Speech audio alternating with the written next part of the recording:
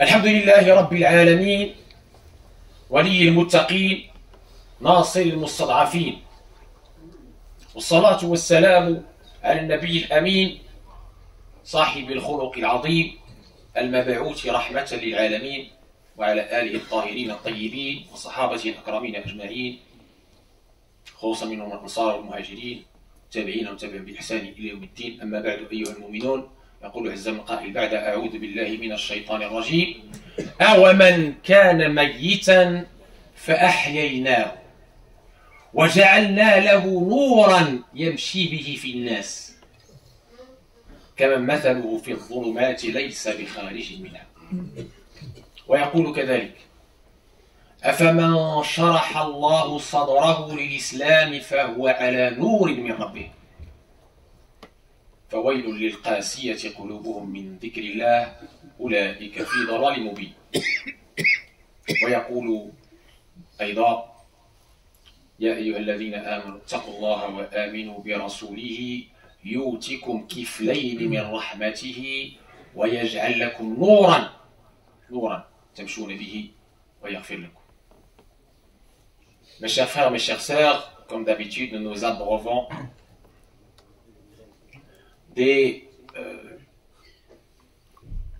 belles qualités de celui qui a été surnommé dans le Coran la miséricorde envoyée aux univers, sallallahu alayhi wa sallam, ainsi que de ses compagnons qui sont, mashallah, nos modèles, la première école qui a été sous l'enseignement et l'éducation et la bienveillance du meilleur des créatures, Sayyidina Muhammad sallallahu alayhi wa sallam. واليوم مع صحابي جليل اسمه الطفيل بن عمرو الدوسي من قبيلة دوس، وهي قبيلة سيدنا أبي هريرة أول المكثرين حديث رسول الله صلى الله عليه وسلم. له الفضل والشرف أنه أكثر من أخذ عن رسول الله صلى الله عليه وسلم من الحديث. Donc aujourd'hui, avec un compagnon qui s'appelle Tufayl ibn Amr al-Dawsi de la tribu de Daws, qui est la tribu du grand compagnon Abu Huraira, qui a eu le privilège et l'honneur d'être le plus grand rapporteur de tous les temps, les hadiths du prophète sallallahu alayhi wa sallam. D'accord. Alors, ce Tufayl ibn Amr al-Dawsi, il était dans sa tribu quelqu'un de très écouté. كان مطاعا في قومه وكان شاعرا لبيبا شريفا, et c'était un poète éloquent, intelligent et un noble parmi les nobles dans sa tribu de Daws. Et comme vous le savez, à l'époque, la Mecque était aussi une cité commerçante, une référence pour les tribus arabes. Ce At-Tufayl ibn Amr al-Dawsi, il voyage à la Mecque. Ça s'est passé à la 10e année de la mission prophétique. Sana al-Ashira min al-Bi'thati an-Nabawiyya. Sana al-Ashira min al-Bi'thati an-Nabawiyya. Donc avant le Hijra. Un peu avant la Hijra. Et donc, الطفيل بن عمرو الدوسي حينما جاء إلى مكة تلقاه كفار قريش إعلام المغرب. قال له: إياك وشخصا يدعى محمد فإنه ساحر كاهن يفرق بين المرء وزوجه. فرق جماعتنا، يفرق بين المرء وزوجه وبين الأب وابنه. إياك أن تسمع منه، إياك أن تسمع منه. Donc, dès qu'il arrive à la Mecque, les médias de la haine de l'époque, chaque époque il y avait les médias de la haine, les médias hostiles, l'interceptent, l'accueillent dès la rentrée à la Mecque. Ils l'accueillent et ils lui disent: on sent que tu es un étranger, tu n'es pas d'ici, et on préfère te prévenir. Ici, il y a un homme qui se dit prophète, s'appelle Mohammed, et nous on le connaît bien, hein. C'est un sorcier qui sépare l'homme de sa femme. est le père de son fils. Donc attention, gare à toi, il ne faut pas l'écouter, surtout pas l'écouter. Alors, Tufayl ibn Amr al-Dawsi, il a mis du coton dans ses oreilles. Il a mis du coton dans ses oreilles et il rentre à la Kaaba. Dans le Qtarf, Koursuf, de Nindilo, دخل الكعبة. وكان رسول الله صلى الله عليه وسلم في الكعبة.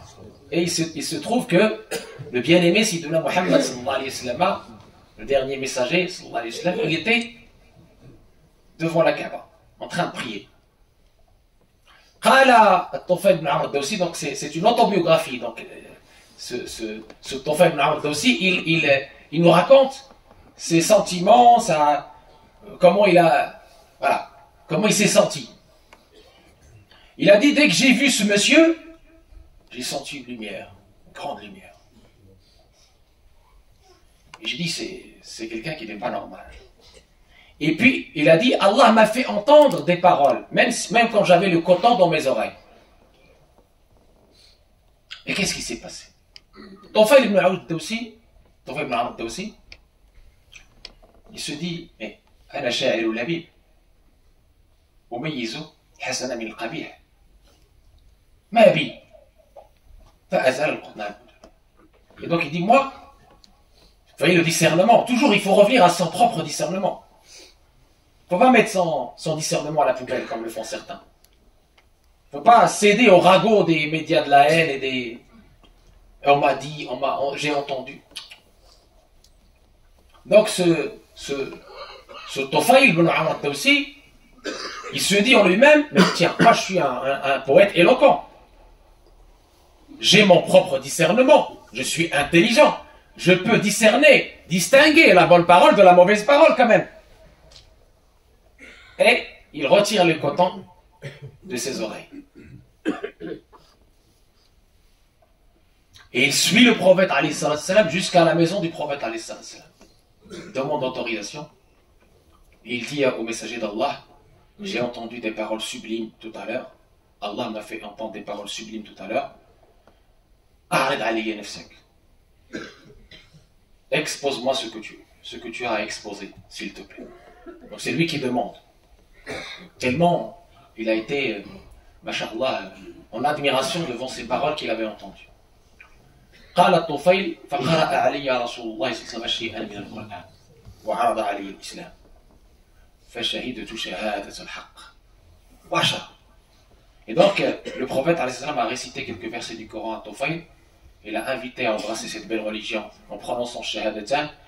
Et Tufayl a dit tout de suite, j'ai su que c'était la vérité parce que c'était des mots qui me transportaient, qui n'étaient pas des mots des gens de cette terre, des mots magnifiques. Et il a dit, c'est un témoignage, retenez-le. فَمَا سَمِعْتُ أَجْمَلَ وَلَا أَعْدَلَ مِنْ هَذَا الْكَلَامِ. Et je n'ai jamais entendu de mon vivant plus beau et plus juste que ces paroles. Plus beau et plus juste que ces paroles. Et il embrasse l'islam, fait shahadatan. Et il dit au prophète alayhi salatu wassalam, il ne s'arrête pas là, le prophète ibn Amr al-Dawsi, il ne s'arrête pas là. Il dit au prophète alayhi salatu wassalam, ô messager d'Allah, inni mra'un muta'un fi qawmi.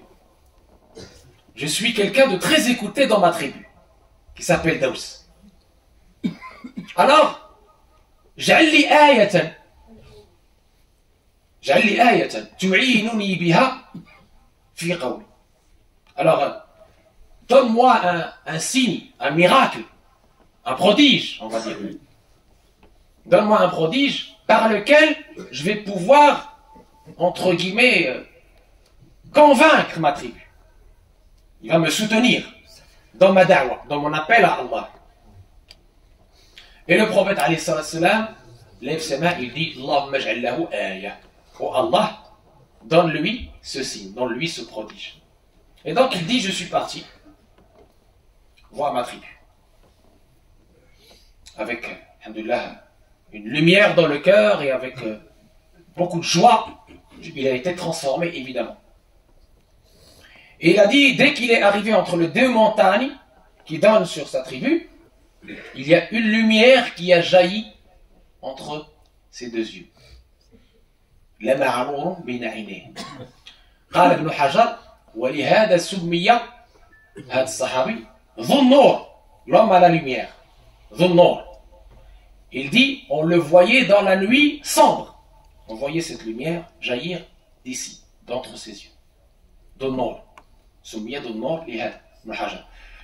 وبطبيعة الحال البيهقي والسيوطي وابن هشام فصلوا في هذا.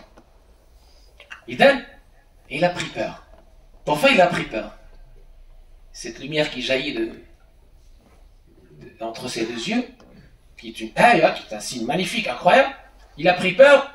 Il dit, je me suis dit, inna qawmi akhsha an yadunna qawmi bi su'an. J'ai peur que ma tribu croit que c'est parce que j'ai délaissé leurs fausses idoles que leurs fausses idoles m'ont frappé avec une malédiction entre les yeux. Il s'est dit ça comme ça. Il demande à Allah, oh Allah, ne la mets pas dans mon visage. N'avez pas. فجعل الله تبارك وتعالى ذلك النور في صوته.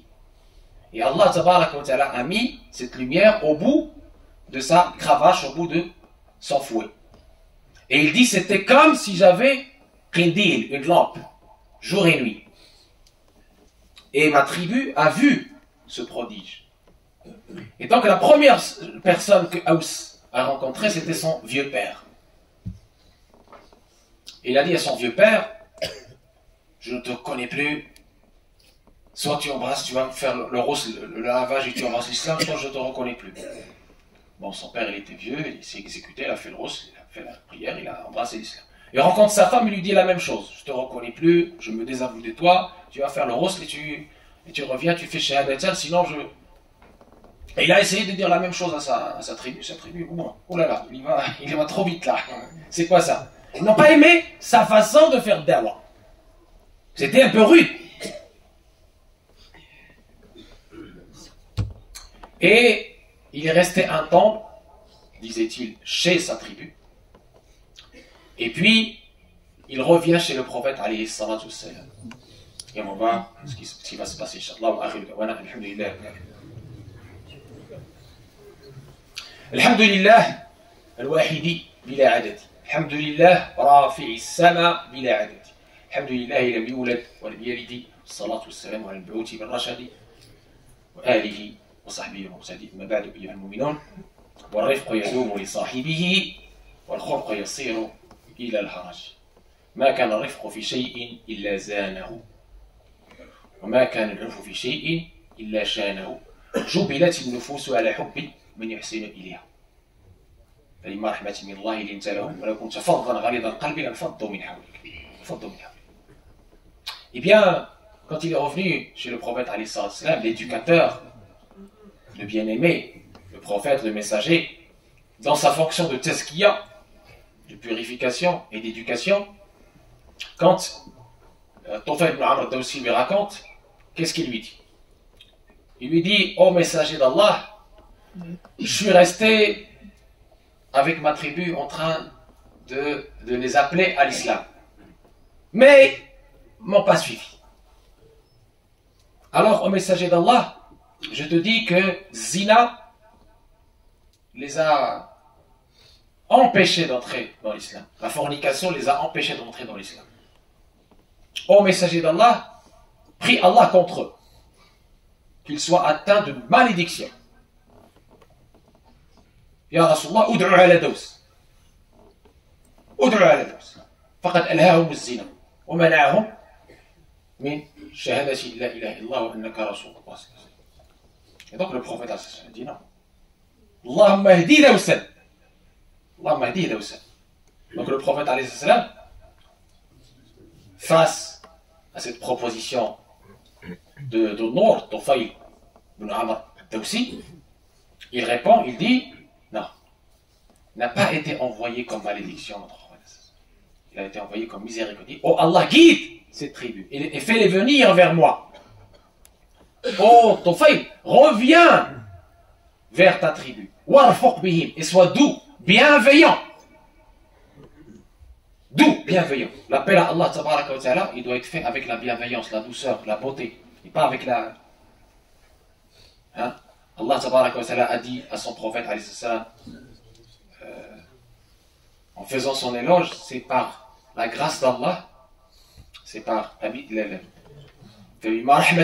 c'est par la miséricorde d'Allah que tu te montras doux envers eux. Si tu étais un rustre au cœur dur, ils se seraient éloignés de toi. Donc, la bienveillance. Parce que nous, les humains, on est forgés pour être attirés par la beauté, par la bienveillance, par la douceur, par la sagesse. Et être rebutés par la violence, par l'agressivité. Ce n'est pas ça. Et donc, Tufayl ibn Amr al-Dawsi, il dit, je suis revenu chez ma tribu, et par la grâce d'Allah, et grâce aux instructions du prophète sallam, et grâce au dua du prophète de la miséricorde, 80 familles, 80 maisons sont venues à Médine avec moi. Et on est parti rejoindre le prophète sallam à Khaybar. Vous voyez comment notre compagnon d'aujourd'hui, il a pu s'élever du kufr vers la lumière de l'iman. Et puis de la lumière de l'iman vers la lumière de l'ihsan, de la douceur, de la beauté. Pour qu'il puisse être l'ambassadeur de la beauté. Pour qu'il puisse, alhamdoulilah, conquérir les cœurs par la beauté. إذا ما نستشفه من هذه القصة القصيرة. أولا أن رسول الله صلى الله عليه وسلم في صبره واستماتته كان دائما يريد بالناس الخير. Tout d'abord, la petite leçon qu'on doit tirer de cette histoire, c'est que notre messager sallallahu alayhi wa sallam n'a jamais baissé la main, n'a jamais baissé les bras. Toujours, il espérait et il aimait, dans son amour pour nous, il aimait pour les autres le salut. Il aimait pour les autres le paradis. Donc, il redoublait les efforts pour appeler les gens à Allah avec la douceur et la sagesse. Deuxième chose, il apprend à ses compagnons cette douceur, cette sagesse, cette bienveillance, afin qu'ils soient sur ses pas. Et que les cœurs ne peuvent pas être changés comme ça par la rigueur et par l'agressivité, mais par l'amour et par la bienveillance. Et ce compagnon a appris, grâce au prophète alayhi salam, la patience et la bienveillance, ces deux qualités qui nous manquent cruellement aujourd'hui dans notre da'wah, surtout ici, dans les pays non musulmans. La patience et la bienveillance, qui sont le fruit aussi de la sincérité, la véracité, la pureté de l'intention pour Allah. Parce que si tu fais de da'wah pour Allah, tu ne peux pas être dans cet orgueil et dans cette agressivité. Si tu fais de da'wah pour Allah, ton but n'est pas de briller, ou d'exposer ta science, ou de montrer que tu es meilleur que les autres. Non. Tu es humble et tu crois que c'est Allah qui guide. Tu n'as pas d'obligation de résultat. Tu fais sabab en exposant les choses de la meilleure façon, de la façon la plus claire et la plus belle, et tu laisses Allah tabaraka wa ta'ala, c'est lui qui guide, c'est lui qui décide. أقول ما تسمعون الله تبارك وتعالى أن يجعلنا على هدي رسول الله صلى الله عليه وسلم رحماء، أن يجعلنا سفراء لهذا الدين بالحليق المقال بالخلق الحسن بالرحمة بالحكمة بالموعظة الحسنة. qu'Allah تبارك وتعالى par sa miséricorde fasse qu'on soit sur les pas de notre prophète sallallahu alayhi wa sallam, une miséricorde aux univers, une miséricorde où on va, où on est une miséricorde. Que nous soyons tous des témoins et non pas des juges. Qu'Allah nous aide à appeler à son chemin par la bienveillance, par la beauté intérieure et extérieure, par la beauté de notre comportement. Qu'Allah augmente notre capital patience, surtout en ce moment avec ce qui se passe, et qu'Allah nous nourrit de sa lumière. هذا النور اللي تكلمنا عليه هو نور يعطيه الله تبارك وتعالى لكل الصادقين، لكل من أخلص في عبادة الله عز وجل صادقا. كما قلنا في الآية التي افتتحنا بها هذه الخطبة. Et cette lumière d'Allah tabaraka wa ta'ala est une grâce qui est donnée à chacun de vous s'il suit le modèle du prophète et le modèle de cette première école. Et cette lumière, c'est ce qui te permet d'être l'ambassadeur de Sayyidina Muhammad, le représentant de Sayyidina Muhammad, sans salir son image, sans trahir son image. أقول ما تسمعون وطلبوا لنا الناس الدعاء.